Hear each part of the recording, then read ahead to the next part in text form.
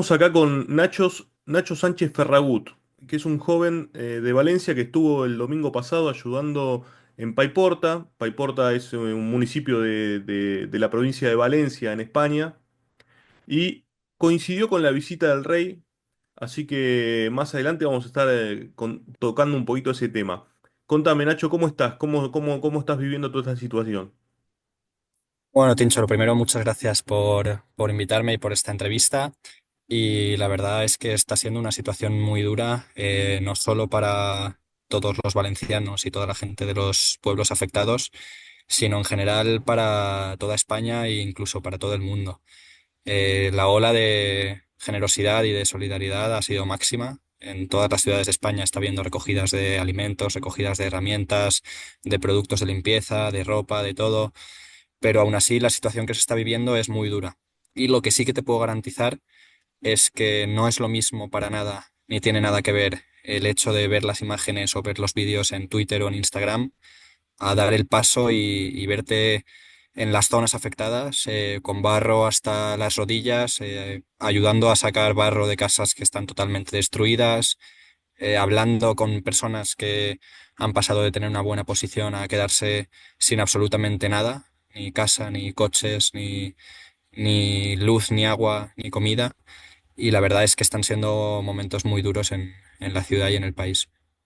Sí, para aclararle a la audiencia, digamos, en la última semana de octubre hubo una lluvia, empezó la lluvia en Valencia, producida por una dana, que es un fenómeno parece que bastante concurrente en la zona mediterránea, ¿no? Es una depresión aislada en niveles altos. Ese es el nombre técnico, que es un desprendimiento de una masa de aire frío que genera esta inundación. Ahora, se habló mucho del tema político, después vamos a volver con la Agenda 2030, la destrucción de las represas y todo eso, pero no podemos dejar de hablar de lo que mencionas vos. La gente perdiendo todo, más de 200 muertos, el barro. A mí me llamó mucho la atención, obviamente que no me llama la atención la ayuda humanitaria. Realmente si algo que se puede destacar es el nivel de empatía del resto de la sociedad española, ¿no? Pero me llamó mucho la atención el uso de barbijo. ¿Por qué es el uso de barbijo? O de El uso cubrebocas, tapabocas, le dicen ustedes. sí, de barbijo o mascarilla, como decimos aquí en España, ha sido una recomendación totalmente, prácticamente obligatoria de todas las autoridades sanitarias y sociales, debido a que en todas estas poblaciones, tras esta tragedia, se está quedando muchas aguas estancadas, con barro estancado, y bajo esas aguas pues hay animales muertos, hay incluso cadáveres de personas, y además de eso pues hay sustancias tóxicas como químicos de empresas que eran químicas y se han roto, hay combustibles, gasolina, pero sobre todo por estos desechos tanto de animales como humanos, aunque suene grave decirlo, esas aguas se han vuelto totalmente tóxicas.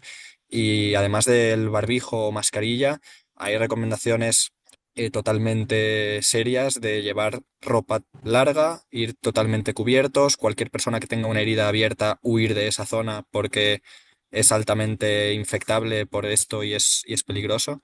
Entonces es algo que están diciendo con mucha seriedad que tenemos que cumplir. Bien. Y en cuanto a los voluntarios y todo eso, ¿hay algún tipo de organización o simplemente se van y se meten ahí y empiezan a correr el agua, a ayudar?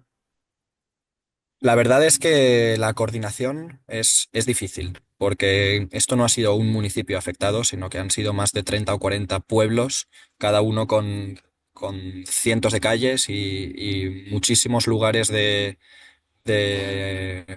donde poder hacer el voluntariado. Y la oleada de voluntarios ha sido tan grande que es prácticamente imposible tener una persona o un mando que coordine esto. Al final yo el domingo estuve ahí con mi grupo de amigos y lo que hicimos fue coger nuestras herramientas, nuestras palas, nuestros cubos, e ir calle por calle, casa por casa, preguntando a la gente si necesitaban algo, si podíamos ir a por comida al punto de encuentro y llevársela, si su casa tenía barro y podíamos ayudar a sacarla. Luego en las calles, pues también muebles que había, intentamos llevarlos a zonas de recogida para amontonarlos todos en algún sitio e intentar limpiar las calzadas. Es muy difícil que haya una organización cuando hay miles y miles de personas que se han volcado a ayudar y no hay un ente que pueda organizar esto como un gobierno o el ejército. De hecho, si me permites un dato curioso, para para el sábado pasado se intentó organizar un centro de voluntariados que salían desde un punto de la ciudad de Valencia y he visto en Twitter, en Instagram, historias de gente que fue al centro de voluntarios, del cual salían autobuses y que estuvieron como 3 4 horas esperando solo para coger un autobús, que posteriormente ese autobús estuvo parado en la carretera 1 hora porque no sabían a dónde llevarles en concreto, que después de eso les llevaron a limpiar un centro comercial en vez de ayudar a la gente de los pueblos, de las casas que tenía barro en sus casas. Entonces el feedback que he obtenido de esta organización de voluntarios es pésimo. Al final la gente lo que hace es ir por sus propios medios a los pueblos, a los lugares afectados y echar una mano con lo que pueda a la gente directamente. ¿Esa organización la coordinaba el Estado o la coordina directamente alguna fundación, alguna asociación civil? Esto fue una iniciativa del gobierno de la Generalitat Valenciana, que por así decirlo es como el gobierno de la comunidad autónoma en la que está Valencia. El Estado coordina a nivel nacional y para este tipo de competencias las organiza la Comunidad Valenciana. O sea que, digamos, lo que se le recrimina a Pedro Sánchez, que es el hecho de haber, eh, como, no quiero ser malo en lo que digo, pero de lento se lo acusa, digamos. Se lo acusa de haber tenido una respuesta lenta a la catástrofe. Eh, ¿Tiene responsabilidad o no tiene responsabilidad por lo que vos me decís? En mi opinión, sí que hay una responsabilidad de ambos gobiernos, tanto el autonómico como el nacional. El autonómico, yo creo que tiene una responsabilidad pre-evento, o sea, pre-Dana, que es la responsabilidad de no haber dado la voz de alerta mucho antes. Llegó una alerta a las 8 de la tarde, cuando muchos pueblos y muchas calles ya estaban inundadas. Pero para mí, desde el momento en el que se produce la Dana, toda la responsabilidad pasa a ser del Estado, es decir, del gobierno de Pedro Sánchez, que no convoca el estado de alarma, no manda a los militares esa misma noche a empezar a ayudar a personas que podían estar atrapadas dentro de coches o en montones de basura y que podían estar todavía con vida. Y prácticamente en esos días no hubo respuesta, no hubo cuerpos de militares ni de bomberos acudiendo a la ciudad. Se rechazó ayuda del gobierno francés que ofrecía un cuerpo de bomberos venir a Valencia. Se rechazó ayuda de Bukele que también ofreció al Estado el hecho de mandarnos un grupo de bomberos a ayudar.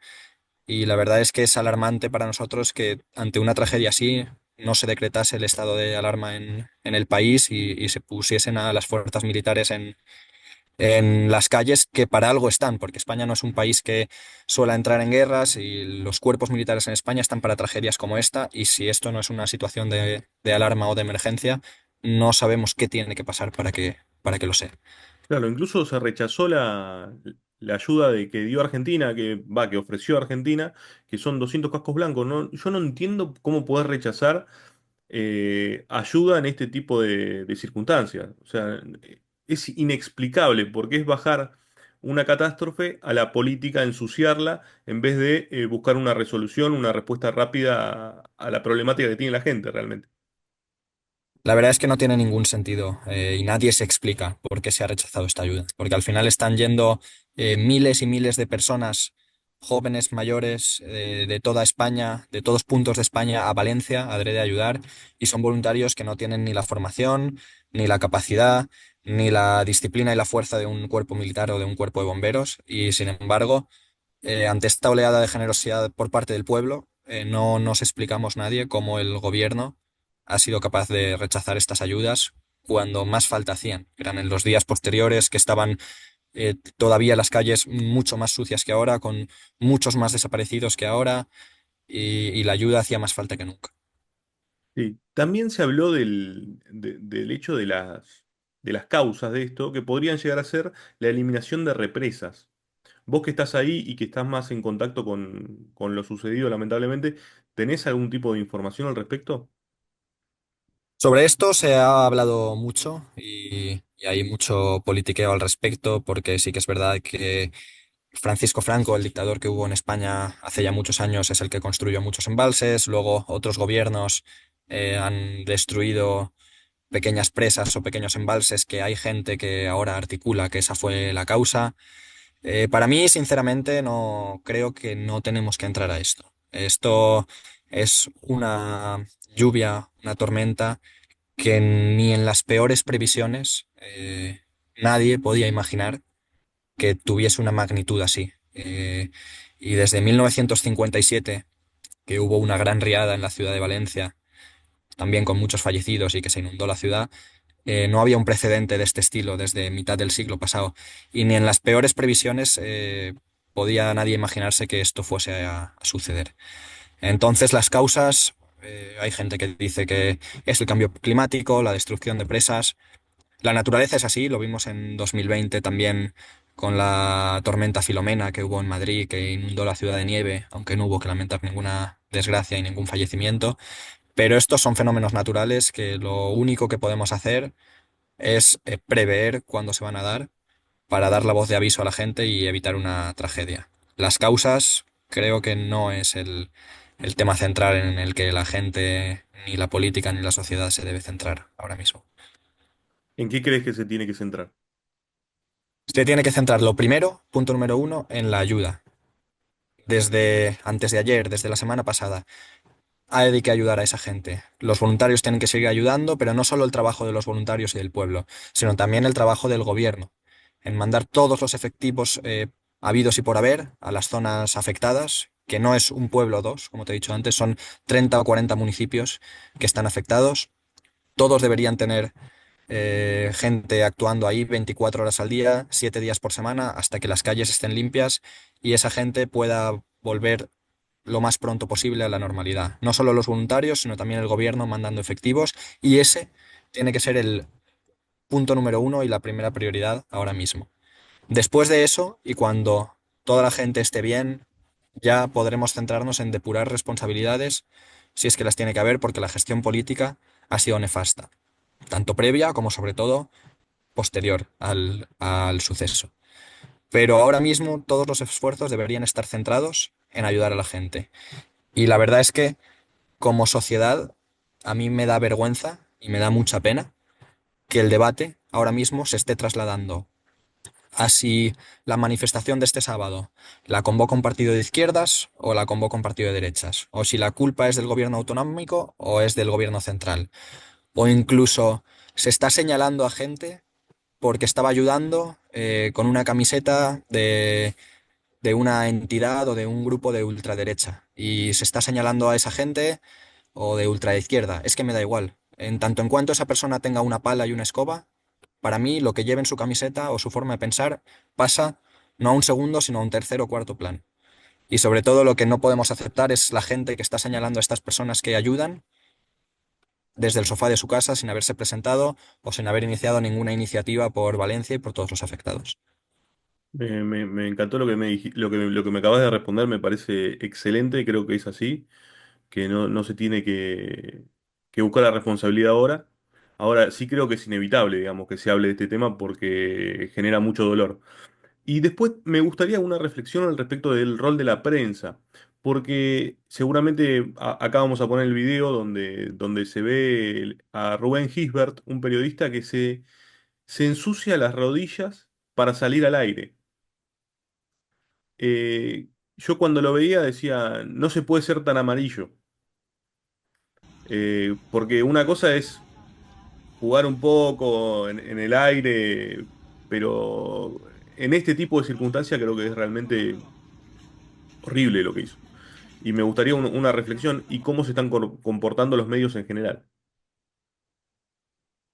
Primero, en cuanto al tema de este periodista Rubén Gisbert, que he tenido la oportunidad de ver el vídeo, incluso de ver su posterior explicación en sus redes sociales de por qué hizo esto. No sé si has tenido la oportunidad de verlo, pero él se justifica diciendo que previamente había entrado a un garaje que estaba lleno de barro y que tenía barro por encima de las rodillas, que después había salido a la calle y la lluvia se le había limpiado eso y que horas después iba a grabar otro plano como si estuviese saliendo del garaje en ese momento y que no era coherente aparecer totalmente limpio, se acababa de salir del barro. Independientemente de esa explicación, que nos podremos creer más o menos, está clarísimo que el gesto es feo, es un gesto innecesario y que busca, como la gran mayoría de medios en España, por desgracia, el dramatismo, el llamar la atención y el vender el relato de una mejor manera posible para conseguir más visitas, más comentarios o que más gente encienda tu canal. Sin embargo, hay una reflexión que también he visto al respecto y que me parece muy cierta, que es que Rubén Gisbert, precisamente, y su grupo en el programa Horizonte, es uno de los grupos que desde el primer día de la tragedia más iniciativas han empezado, más dinero han recaudado para ayudar a las familias afectadas y más han estado sobre el terreno, no especialmente haciendo periodismo, sino sobre todo ayudando. Entonces, por una parte es un gesto muy feo que creo que hay que condenar, pero por otra me gustaría ver si la gente que está condenando esto es gente que está manchada de verdad sobre el terreno, quitando barro con una pala, o es gente que está en su casa deslizando Twitter y viendo a quién puede criticar y a quién no, y juzgando qué le parece bien y qué le parece mal. Bien, yo soy de esos que están en Twitter, digamos, por una cuestión de lejanía, no me queda otra, y te pregunto, digamos, ¿qué rol crees que deberíamos tener las personas que no podemos ir a Valencia a ayudar y que en algún punto estamos relacionados a la comunicación? Esa es una muy buena pregunta. La verdad es que a mí me la han hecho muchas personas que estando en España no están en Valencia, están en otras ciudades y no pueden ayudar. Y a estas personas que tampoco tienen que ver con la comunicación, yo que lo que les recomiendo es que en todos los puntos de España hay muchos puntos de recogida de alimentos, de ropa, de herramientas y que cualquier persona puede hacer una donación física o económica de dotación para ayudar a este conflicto. Sin embargo, a este conflicto no, a esta tragedia, a esta desgracia que ha sucedido. Sin embargo, la gente que está fuera de España, yo hasta donde tengo entendido, en otros países de Sudamérica y de Europa, se están haciendo también muchas iniciativas para donación de materiales, donaciones económicas, pero desde un punto de vista más periodístico, de gente relacionada con la comunicación, yo creo que en este momento en el que la gente está sin casa, en este momento en el que la gente no tiene luz, no tiene agua, no tienen comida. En este momento lo que hay que hacer es unir y no intentar politizar el debate de quién tiene la culpa, quién no, quién debe iniciar una manifestación y quién no, sino hay que hacer un llamamiento masivo a todo el mundo a que ayude todo lo que pueda, que esta gente salga adelante cuanto antes, que debe ser nuestra prioridad, y posteriormente ya se depurarán responsabilidades que desde luego las tiene que haber. Pero creo que siendo algo tan importante esas responsabilidades, en un momento como el de ahora, tiene que pasar aún así a un segundo plano, porque probablemente aún haya cadáveres debajo del barro y no podemos estar discutiendo si la culpa es de rojos o de azules, cuando hay gente que necesita esta ayuda para seguir subsistiendo.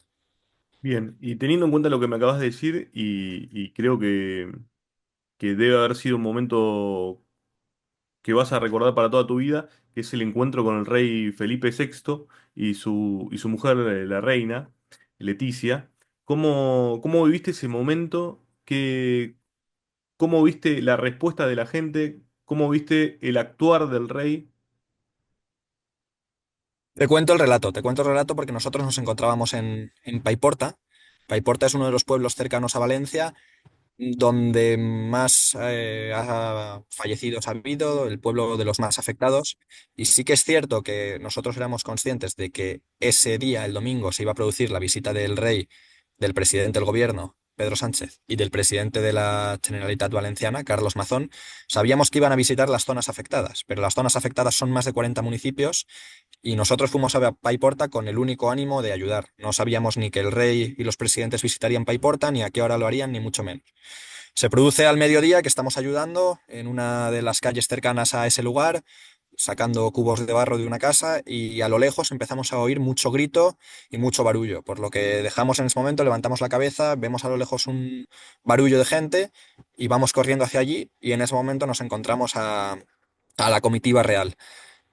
En ese momento en el que nosotros llegamos, Pedro Sánchez, el presidente del gobierno, ya no estaba allí. Por lo que nos cuentan y que posteriormente pudimos comprobar en redes sociales con vídeos y relatos, la gente estaba muy irascible con toda la comitiva, ambos presidentes y con la familia real. Y Pedro Sánchez, en cuanto salió del coche, fue acosado, se le insultó, incluso se le llegó a tirar un palo en la espalda, ¿no? Que no parece una agresión muy grave, pero lo suficiente como para que él decidiese que no tenía que seguir allí y se fuese al coche. Sin embargo, el presidente de la Generalitat Valenciana, Carlos Mazón, también se estaba advirtiendo mucha ira contra él. Vamos, recuerdo estar al lado de la comitiva en ese momento y que había miembros de la Guardia del Rey que estaban abriendo paraguas a su alrededor porque estaban cayendo piedras, bolas de barro, incluso objetos desde algún balcón. O sea, era un sentimiento de ira total de gente que había perdido todo y que solo buscaba pagarlo con alguna responsabilidad, en especial los dos presidentes. Aún dio un poco más la cara el presidente de la Generalitat Valenciana, Carlos Mazón, que se mantuvo con el rey mientras era, no quiero decirlo así, pero era agredido por gente que le tiraba barro a la camisa y que tenía mucha ira a su alrededor. Y finalmente se retiró también el presidente de la Generalitat y el rey y la reina fueron los únicos que, objetivamente siendo los menos responsables de esto, porque el rey es un ente en España que no tiene prácticamente poder para hacer nada si no es de la mano de los gobiernos, simplemente es un ente de representación a día de hoy, en la práctica. Y sin embargo fue el rey el único que, a pesar de estar recibiendo ira de todos los ciudadanos que había en ese momento allí, de estar recibiendo odio, críticas, insultos, de que le llamasen asesino, de que le tirasen barro, que el propio rey iba manchado, la reina tenía la cara con barro, al escolta de la reina se le hizo una brecha en la cabeza de una piedra que le impactó.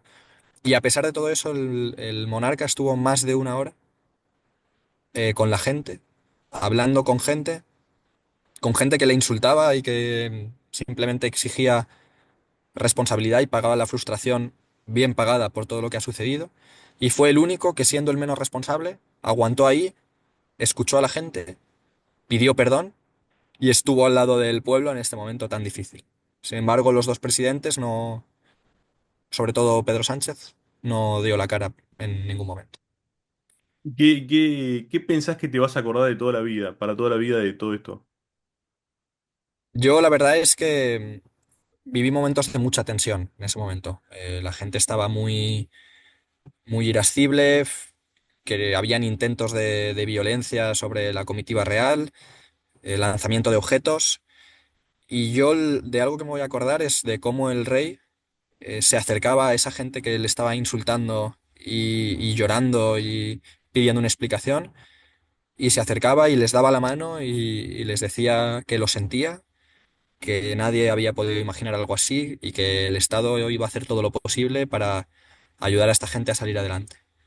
Quizás sean solo palabras para muchos, pero para mí es también el gesto de ver cómo una figura tan importante para el Estado es capaz literalmente de bajar al barro y de hablar con las personas que a lo mejor estas palabras no les solucionan nada, pero ya son más que lo que han hecho el presidente del gobierno o el presidente de la Generalitat, que encima son mucho más responsables de esta horrible gestión al respecto de esta tragedia.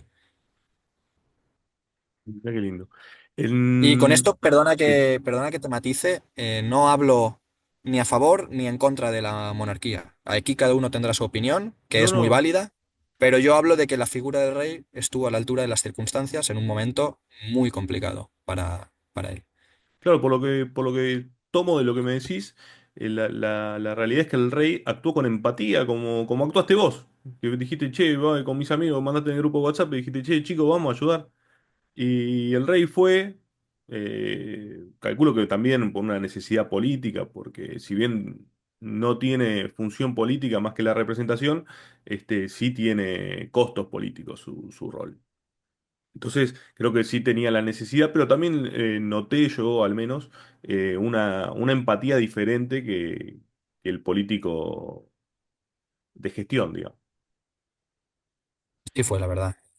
Para mí el rey estuvo muy a la altura de las circunstancias en un momento muy complicado, con mucha gente muy enfadada y violenta hacia él. Y sin embargo, en lugar de huir, supo dar la cara, supo estar ahí y supo escuchar a la gente en ese momento.